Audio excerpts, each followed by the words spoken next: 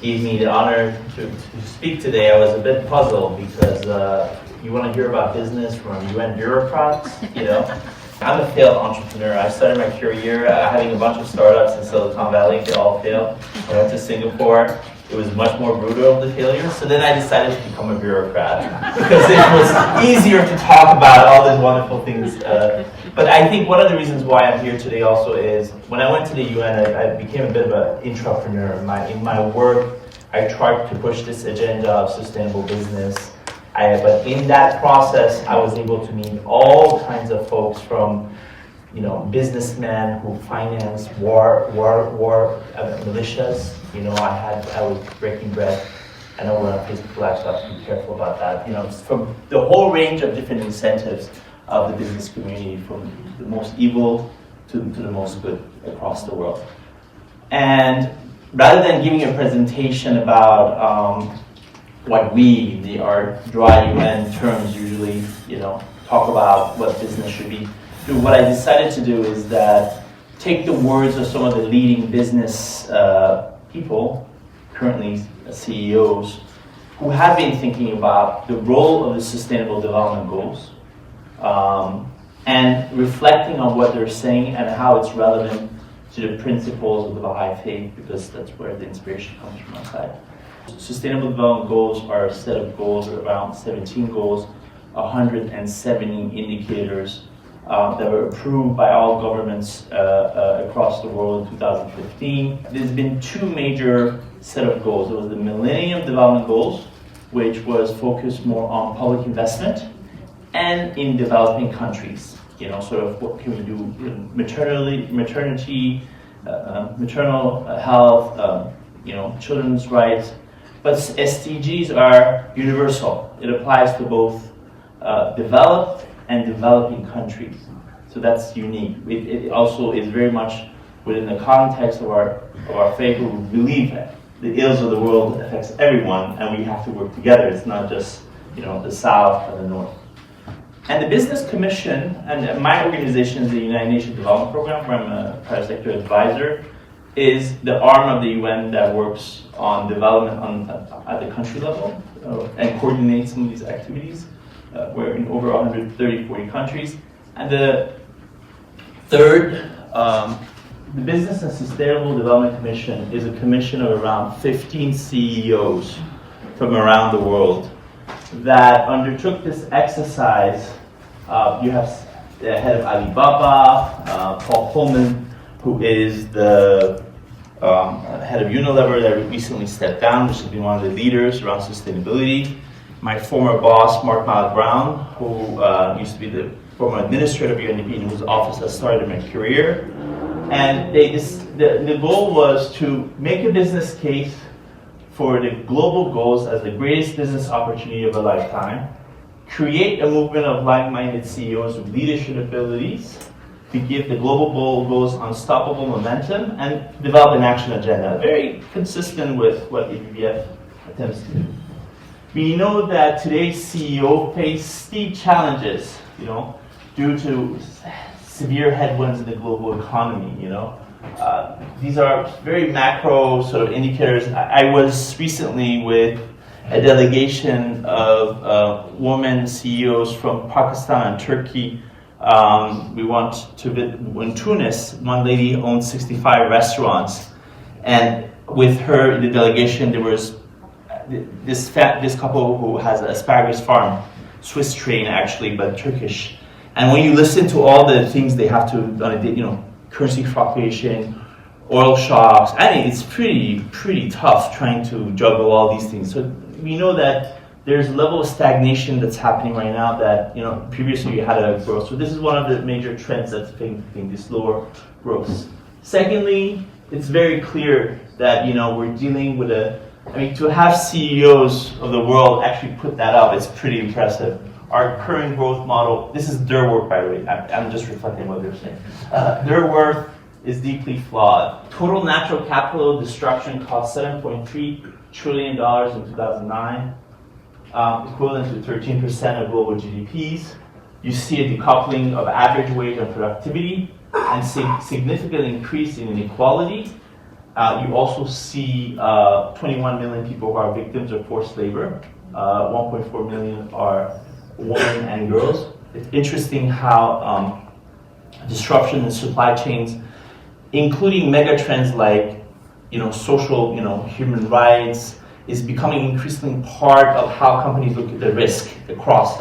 And some of it is not the onus is not on the company alone. I was in Thailand and for this 3 weeks ago with a set of companies, and fundamentally this migration coming from Bangladesh and from Myanmar, the lack of ability to work and to have is creating this government failure and there's societal failure. There's business failure too, but you need all parts to work together. They try to quantify what is the cost of the economic model of today. You can see here, violent and armed conflict costs around 9.1% of global GDP. In terms of future trends, it's pretty steady state. I mean, if you look at it, biodiversity and ecosystem impact increase, smoking, obesity increase, corruption steady state. Things like antimicrobial resistance is a big issue across the world. When I grew up in West Africa as a child of pioneers, we didn't have access to medicine. But my mother-in-law who lives in Congo-Brazza, she doesn't even go to the doctor. She has like a stack of antibiotics, all kinds of stuff that she uses. The usage of such things and availability is actually creating all kinds of congestion costs, food waste. So these are the sort of the legacy of global burden that affects us. I mean, this going to the Baha'i perspective, I think the SDGs, by being universal and acknowledging that we are all in this together, and the ills of the world are very much affected, is very consistent with what Baha'u'llah said in the Surah Haikal to Napoleon III. He says, regard ye the world as a man's body, which is afflicted with different ailments, and the recovery of which depends upon the harmonizing of all its component elements. This is really the spiritual principle operating through that should drive change and the intervention. I mean, in the UN term, they talk about finding the systems approach and thinking about how you can change the system, and if we do not recognize the spiritual dimension of it. So people recognize the negative externalities, but recognizing the spiritual dimension, I think, is the next step. Also, the BIC in 2010 said, as is well known, the dominant model of development depends on a society of vigorous consumption to consume the material goods. In such a model, endlessly rising levels of consumption are cast as indicators of progress and prosperity. This preoccupation with the production and accumulation of material objects and comforts as sources of meaning, happiness, and social acceptance has consolidated itself in the structures of power and information to the exclusion of competing voices and paradigms. The unfettered cultivation of needs and wants has led to a system fully dependent on excessive consumption for privileged few, while reinforcing exclusion, poverty, and inequality for the majority.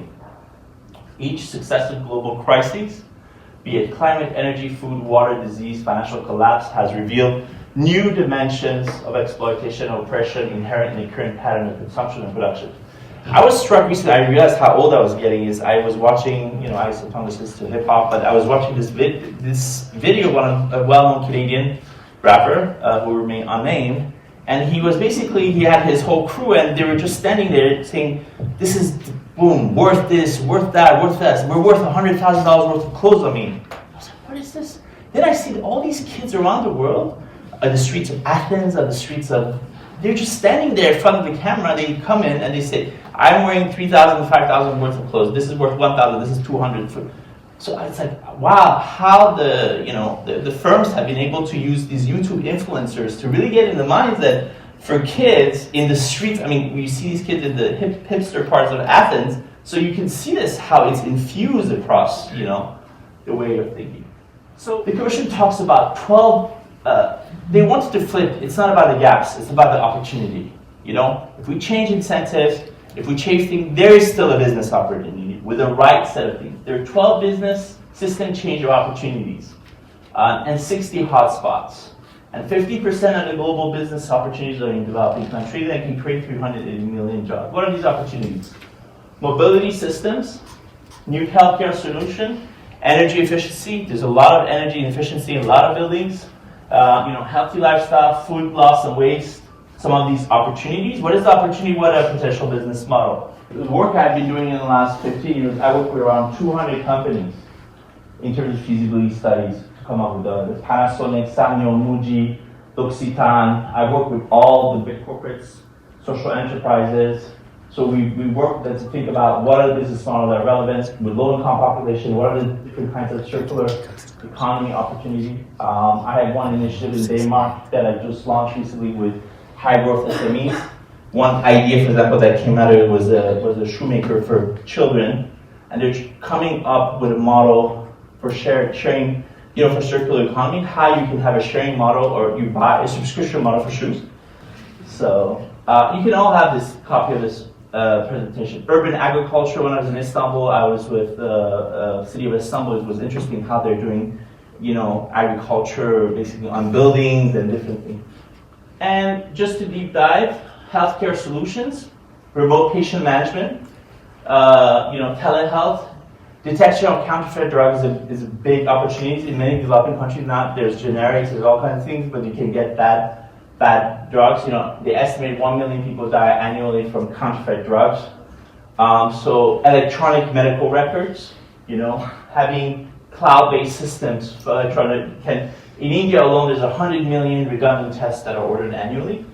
So having this, and then you can look at specific models. The second one is remotely connecting female health professional with patients. I had in Pakistan, that's some of the entrepreneurs I was working with basically have set up the model where they're nurses on site, but the doctors are providing remote sort of care. You can also look at agriculture. There's opportunity. So the report, the work should provide examples for businesses of different kinds of business models that will be profitable, like sustainable agriculture, which we need to push businesses to adopt. In mobility systems, electric and hybrid cars, of course, road safety equipment. Road accidents are responsible for 5% of GDP in developing countries. It's important to build fuel efficiency, to reduce smog. So opportunities, I just gave you a snapshot of these different opportunities that you can see. And these are examples, these kind of carpooling, ride-hailing apps. It also says if we achieve the SDGs, because there are other goals in the SDGs that talk about achieving gender parity, you will increase, in addition to these opportunities, you will increase greater value for people. And that companies that are starting to use sustainable growth strategy, especially around climate, have a higher sort of return on equity and lower volatility. Climate risk is becoming, a lot of companies are looking at climate risk. What's interesting, water and climate is becoming very important for companies, but social issues and inequality, the recent survey we did at the UN of 500 CEOs said 80% of them are looking at climate as a risk, but only 18% of them are looking at inequality, poverty, as sort of a business case, something to think about. So there's a disconnect also in terms of where climate is definitely affecting them. Water is a public good that should be taxed, that they're using, companies like Coca-Cola.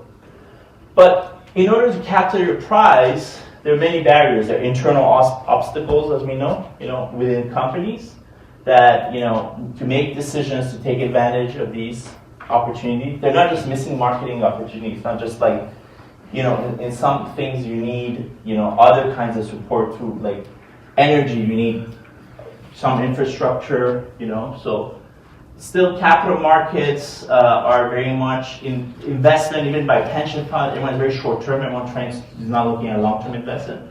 One of the most interesting things I realized when I work with all these companies, some of the best companies to work with are family-owned. Like I work with the leading family-owned companies in Kenya, Bangladesh, India, and because if they have the right leadership, because they're not hostage to capital markets or listed, they view long term. They really are able to invest in new kind of business models or think about sustainability or community engagement that goes beyond just sort of what happens with that person in the company or the CEO who was, very proactive but then left, so the company went back. This is the debate about Unilever.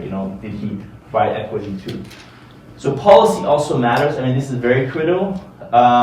We have to price, in order for all this to work, we have to price in, the cost of environmental impact and the cost of social impact. And then there's a cost pressure that creates a race to the bottom on labor and environment. I mean, right now, for example, Ethiopia is the cheapest place in the world to do textile. From Turkey, everyone's has moved to Ethiopia. Even from China, they're moving to Ethiopia. But the average monthly wage there is $26 versus, let's say, $130 in China. So this race, again, this has to be dealt, there has to be coordination. More than just, if countries start outbidding themselves, then it doesn't help. From the faith perspective, today, from BIC again, much of economic activity in its institutional context is at odds with environmental sustainability, the advancement of women, the well-being of the family, the engagement of youth, the availability of employment, the expansion of knowledge. The economic theories of impersonal markets promoting self-centered action of individuals have not helped humanity escape the extremes of poverty on the one hand and overconsumption on the other. New economic theories for our time must be animated by a motive beyond just profit. They must be rooted in the very human and relational dimension of all economic activity, which binds us as families, as communities, as citizens of one world. That's, a spiritual dimension, but there's a social dimension. You also can see this in different business cultures or ways of approach. One area, for example, where I talked about climate risk, one area we're really increasingly working on is around disaster management and response, how the private sector can work together to address disasters. I was working in Vietnam, I was there in September, they're like, oh, that's not a problem. We plan for that. When there's a typhoon hits, people are laid off, we keep a couple to just clean up things, and, it's like, okay. In Turkey right now, we're going through the greatest financial crisis. This is where I live. And I'm just puzzled when I go around, I see a lot of people still working, like 4 people in the grocery store, and they all come and give you, And I was asking, what's going on? They said, well, in Turkey, for family-owned businesses, your social prestige is based on how many people work for you. So you will lose social prestige so it is still about the ego and the thing, but it was interesting. I was like, this could be automated, I don't understand why we have so many people. I mean, they said, no, this is like, if they start firing people, then they will lose social prestige. So it's interesting even in business culture how you see different ways of behavior. I'm not saying Turkish business culture is correct or not, but just this human relation in terms of how you think about your role as a business leader in your society, not just impersonal, I think it's important to think about. And it also says there must be animated by a spirit of innovation rather than blind imitation, ennoblement rather than exploitation, and the full and confident participation of women. It is the concentration of wealth in the hands of the few that is in urgent need of attention. Indeed, the tremendous wealth generated by transnational corporations could be an integral part of the solution to tackle poverty through strict regulation to ensure good global citizenship, adherence to human rights norms, and the distribution of wealth for the benefit of the large society. Where a nation's wealth is concerned, the question becomes one of social value rather than gross dollar measures. The gross domestic product, for example, aggregates the sum of all economic activity, including the production of guns, cigarettes, etc., regardless of its social worth and environmental impact. New measures that account for pollutants and economic ills and add unremunerated benefits are needed for a more accurate picture of a nation's economic health and wealth. For example, one very important area that economists are not taking into account is unpaid care. This is a huge area, It's just not, they don't take it into account, And it's disproportionately women who are involved with unpaid care, where you're looking at that, in terms of household chores, in terms of care for family. So we need to bring this equation to the table so we really understand what is going on, and what kinds of impacts this has on society. There are 5 ways we can build support for the global goals as the right growth strategy. Incorporate the global goals into company strategy. This is what I mentioned, for example, we're doing with Danish companies, we're doing also with Koreans and Japanese, and also in Africa and other places, where this business model, aviation, like what is it, the most closest business model based on what you already have, that might be, let's say, more SDG aligned.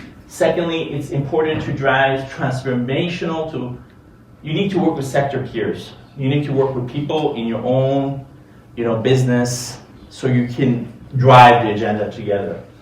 Policymakers need to price in the natural capital costs of environmental and social impact. There's a huge push nowadays to change the way investments are done. There's ESG, as you may know, environmental social governance, where it's a passive way where you just say, well, I just want, these are the things I'm looking for on checklist, but increasingly more proactive.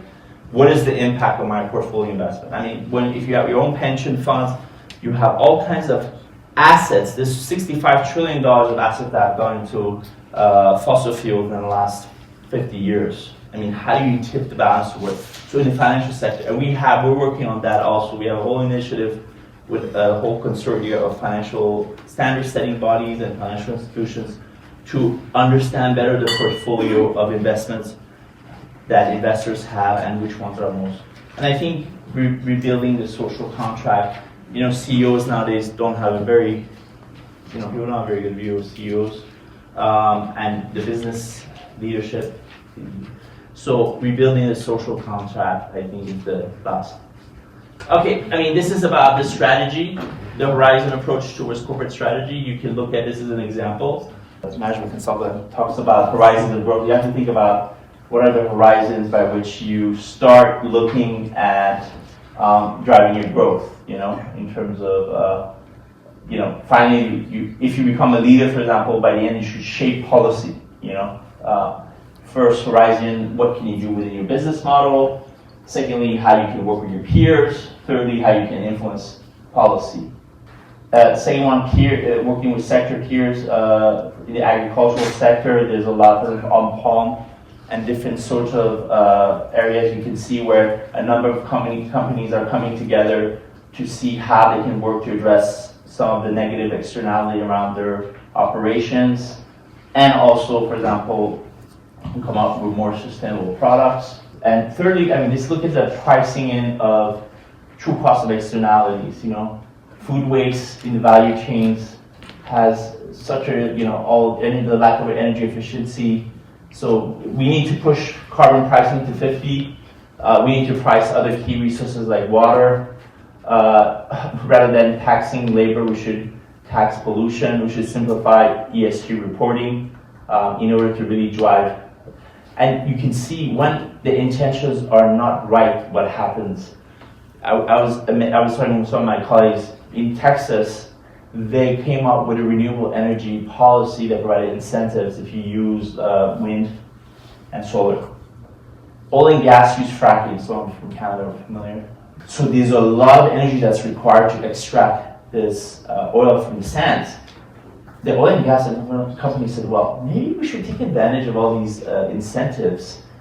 So they set up all these solar panels and wind panels, but to power the ability to extract more from the oil, from the tar sands. So this is what we call these perverse incentives. It's not a genuinely, structured. Also looking at how you can come up with new kinds of long-term sustainable investments where you try to incentivize. There's a push for blended financing where governments are saying if you invest in certain ways around infrastructure, we'll provide you a set of incentives for that, and driving that is a different. And rebuilding the social contract, as I mentioned, you can see that the percentage rate of CEOs has decreased, double-digit decline in CEO credibility in 22 countries. Talked about CEO credibility, what Baha'i said in the Suri Muluk, he said, take from this world only to the measure of your needs, and forego that which exceeded them. Observe equity in all your judgments, and transgress not the bounds of justice, nor be of them that stray from its path. Thank you.